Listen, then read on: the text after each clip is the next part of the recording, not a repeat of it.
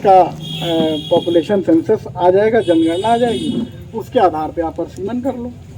तो यही बात है। तो वो लोग कहीं ना कहीं महिला बिल आरक्षण के नाम पर परसीमन में धांधली करना चाहते हैं। नया परसीमन तो नई जनगणना के हिसाब से होना चाहिए। और हम तो 33% की बात नहीं करते हैं, हम तो कहते हैं कि 50% महिला आरक्षण कर दें, अभी विधानसभा के चुनाव में कर दें। और जो लोग नहीं, हम तो सहमत हैं, आपकी बात से हम सहमत हैं। अगर आप ये कह रहे हैं कि 50% कर दीजिए, तो आप अपने घर की महिलाओं को भी बाहर लाइए, साथ खड़े होने का मौका दीजिए। माता जी ने हमारी माना है कि महिला आरक्षण बिल पास हो चुका है, लागू नहीं करा है आपने। लागू विपक्ष नहीं करता है, लागू सरकार करती है। तो सरकार को बिल पास करके दे दिया गया है। सहमति तो विपक्ष देगा ना, सहमति विपक्ष सहमत है, विपक्ष सहमत। लेकिन आपने वहाँ पे समर्थन नहीं किया, आपने सांसद ने उसका क्यों नहीं समर्थन किया? आपने उसका विरोध किया। नहीं, आपने बिल नहीं बात हो रही, डिलिमिटेशन का बिल लाते हैं। आप लोगों ने, बहुत सी महिलाएं शायद उन्होंने जो इस पिछले सेशन में जो बिल आया था उसको शायद पूरी तरीके से ना पढ़ा हो या ना समझा हो। डिलिमिटेशन बिल परसीमन जो होना है वो एक अलग बिल था, और महिला आरक्षण का जो बिल पास हो चुका है वो एक अलग बिल था। उसको दोनों को एक साथ में ला करके उन्होंने महिला आरक्षण बिल की आड़ में डिलिमिटेशन, जिसको परसीमन कहते हैं, उसको करने का प्रयास उन्होंने किया। तो जो विपक्ष है, जब उन्होंने बिल रखा तो उन्होंने कहा कि परसीमन जो है वो हम 2011 की जनगणना के हिसाब से, 2011 में जो पॉपुलेशन सेंसस हुआ था, हम उसके हिसाब से परसीमन करेंगे।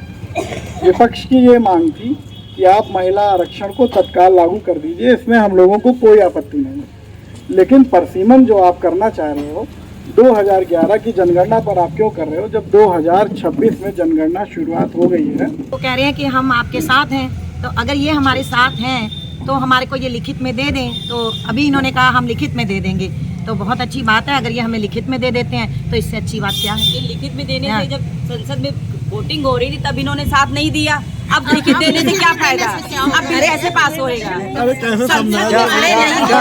क्या कहेंगे? कोई मांग पत्र दिया है इन लोगों ने क्या आपको? मांग पत्र देंगे अभी आप लोग, मेरी केवल एक राय है, क्योंकि आप लोग महिला आरक्षण के पक्ष में आए हैं, तो आप एक सरकार से प्रश्न पूछिए कि क्या 2023 में पूर्ण रूप से संपूर्ण पूरे सदन ने एक सहमत से, एक ध्वनि में, क्या महिला आरक्षण बिल पास कर दिया है कि नहीं किया है 2023? देखिए, कहीं ना कहीं आज सभी सम्मानित माताएं बहनें हमारे आवास पे हैं। कल से आप लोग यहाँ पर आई हैं और पुरजोर तरीके से महिला बिल को लागू करने की मांग आप कर रही हैं सब लोग।